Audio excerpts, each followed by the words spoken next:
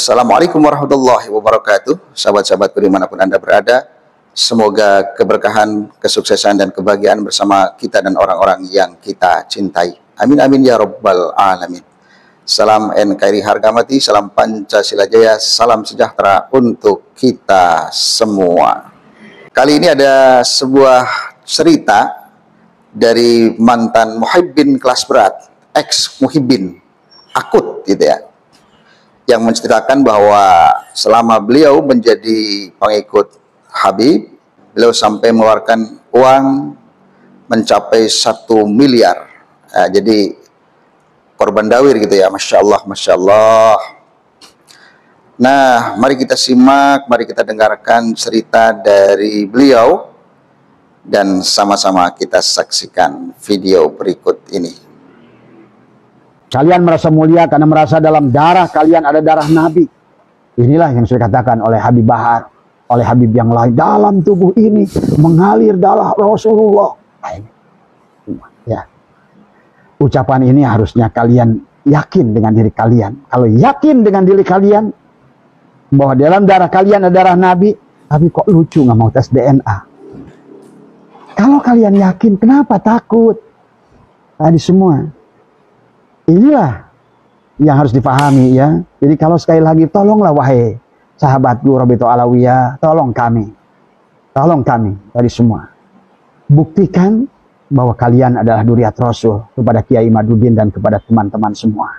Ya, insya Allah kalau kalian duriat Rasul, walaupun kalian adalah kalaupun kalian tidak berilmu, tetap saya akan hormati kalian asal benar di semua. Ya. Kalaupun kalian tidak minta, kami akan beri tadi semua. Asal kalian melihat Rasul. Ya. Karena selama ini termasuk saya. Ya. Saya lebih dari 1 miliar. Tadi.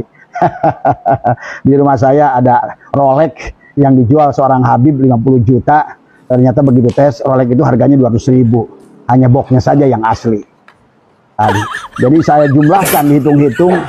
Termasuk ada yang minta dihajikan dan diumrohkan tadi semua ya. Jadi saya tidak pernah cerita tentang ini tadi semua ya. Jadi kalau bilang karena saya cintanya pada Rasulullah dan pada kalian tadi semua. Ada lucu, maaf, bukan lagi mengangkat ini sebagai contoh dari kasus. Dia datang membawa kaligrafi itu diminta saya dibayarnya 5 juta. Kaligrafi yang mungkin hanya 100.000, 200.000. Kemudian saya bilang, udah karena saya cinta kalian, saya bayar 2 juta. Gitu. Kemudian saya tinggal sholat maghrib. Yang lucunya, berapa kali saya puluhan kali kedatangan Habib waktu sholat maghrib, dia nggak pernah ikut berjamaah tadi semua. Kemudian setelah saya bayar 2 juta, kemudian ternyata begitu saya datang ke sana, duitnya nggak ada, kaligrafinya dibawa juga pulang. Nah, jadi di saya ini sekarang kalau nggak percaya, mungkin Mbak Alwi ingin percaya ke saya, di saya ada batu yang dijual Habib. Ada Quran yang dijual Habib, ada 2 Quran tadi semua. Bahkan ada tongkat yang katanya tongkat Sunan Ampel dan lain sebagainya. Tadi semua numpuk di saya. Jadi saya bilang tadi, saya ini adalah muhibbin yang korban. Tapi saya cinta pada kalian. Karena bagi saya, uang keluar dari saya itu adalah sodakoh. Tadi semua. Walaupun bahasanya kalian nggak mau disebut sodakoh. Hadiah bil hadiah. Allah karim, lucu kalian itu. Saya ingin peluk kalian itu, lucu luar biasa tadi semua. Allahu akbar walillahil hamd. Inilah dilematis para ulama yang ada di daerah-daerah. Saya tahu teman saya di daerah Segaranten, Datar Nangka, sampai domanya anaknya, ya Allah, udah saya tidak mau cerita. Tapi intinya pada malam hari ini, karena saya ingin mengingatkan saudara saya, kaum Mbak Alwi ini, untuk kembali kepada Allah dari semua. Ya. Jadi, kemudian tidak ada secara zat kalian itu lebih mulia. Karena saya tidak menemukan dalil dalam Al-Quran maupun hadis, secara zat kalian itu lebih mulia. Jelas Allah sudah berfirman tentang walaqad karramna bani Adam. Bahwa sesungguhnya Allah telah memuliakan Bani Adam tadi semua. Artinya Bani Adam itu seluruh umat Adam tadi semua. Ya. Sehingga Nabi bersabda tadi, An-nasu li Adam wal Adamani turab. Dan Adam itu dari tanah. Sehingga Nabi bersabda, la fadla li arabiyin ila azamin, wala fadla li aswada ilal ahmar illa bitaqwa. Itulah nanti disusul dengan ayat inna akramakum indallahi atqakum. Jadi nggak ada. Juga buat muhibbin, tolong sayangi mereka karena Allah. Jadi sayangi mereka karena Rasulullah, bukan tadi dengan hanya percaya dengan perkataan-perkataannya tadi semua ya. Nanti kalau mereka nyemplung bagaimana? Kalian ikut nyemplung tadi semua. Ini rusak secara tauhid juga tadi semua ya. Banyak ulama yang mendukung kalian, saya tahu tadi semua ya. Ya. Tadi saya juga kepada Mas Wafi, kepada Idrus Romli tadi semua. Coba tolong belajar lagi ilmunya ya tadi semua. Kalaupun kalian membela Habib bukan karena bayarannya tadi semua, tapi karena cinta ilmu tadi semua, maka saya bisa membedakan seorang ustadz, seorang kiai yang membela Ba'alwi mana yang sudah ada tai kotok di kepalanya. Sudah ada rupiah, karena dalilnya itu akan beda keluarnya itu. Di pendengaran orang-orang kaya seperti saya itu kan denger gitu kan tadi.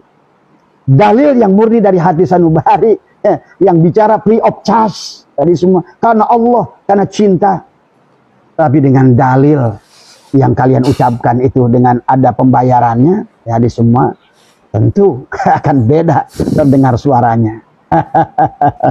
Jadi nggak bisa, Mas Wafi. Saya tadi seperti dulu Mahesa pertama kali saya mendengar ada sesuatu ini tadi semua ya, Jaini, Tuan Guru Jaini sama tadi semua. Jadi kalian tuh nggak sadar pada saat sesuatu ada yang membani kalian, bicara ilmu kalian itu akan kembali, maaf tidak mau saya katakan bodoh gitu kan tadi, tapi kurang bercahaya gitu aja bedanya tadi semua. Inilah ya, tolong ya juga buat teman-teman, kalaupun kalian silakan Mas Wafi bela Ba'alwi itu, tapi gunakanlah dengan ilmiah. Jangan sampai rusak martabat kalian tadi semua karena sesuatu hal tadi semua ya. Jadi kalau menurut saya adalah banyak ulama yang mendukung adalah berkata bahwa adalah karena adanya syuhrah wal istifadah ya. Apa namanya? Ada berkata ngapain ngurus lagi nasab? Mereka udah syuhrah wal istifadah. Nah, ternyata karena tadi dia ngaku-ngaku emas, ternyata keluar karat ya.